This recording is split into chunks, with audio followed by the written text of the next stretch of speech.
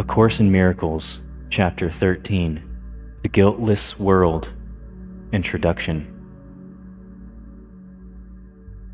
If you did not feel guilty, you could not attack, for condemnation is the root of attack.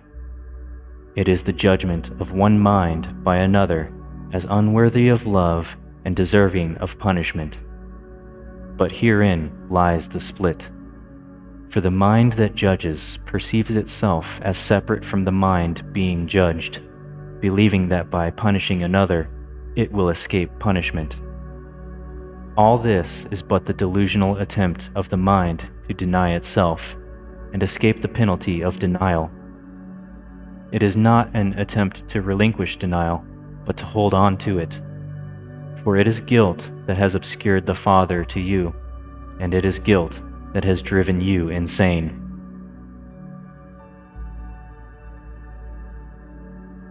The acceptance of guilt into the mind of God's Son was the beginning of the separation, as the acceptance of the atonement is its end. The world you see is the delusional system of those made mad by guilt. Look carefully at this world, and you will realize that this is so. For this world is the symbol of punishment. All the laws that seem to govern it are the laws of death. Children are born into it through pain and in pain.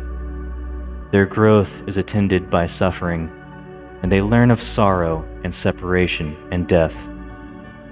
Their minds seem to be trapped in their brain, and its powers to decline if their bodies are hurt. They seem to love, yet they desert and are deserted. They appear to lose what they love, perhaps the most insane belief of all. And their bodies wither and gasp and are laid in the ground and are no more. Not one of them but has thought that God is cruel. If this were the real world, God would be cruel. For no father could subject his children to this as the price of salvation, and be loving. Love does not kill to save.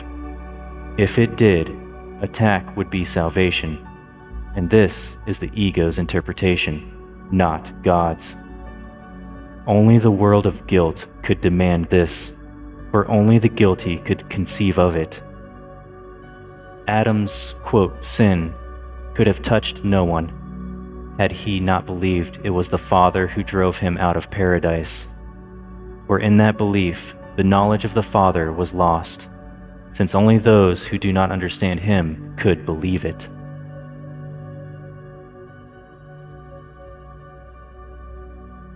This world is a picture of the crucifixion of God's Son, and until you realize that God's Son cannot be crucified, this is the world you will see. Yet, you will not realize this until you accept the eternal fact that God's Son is not guilty.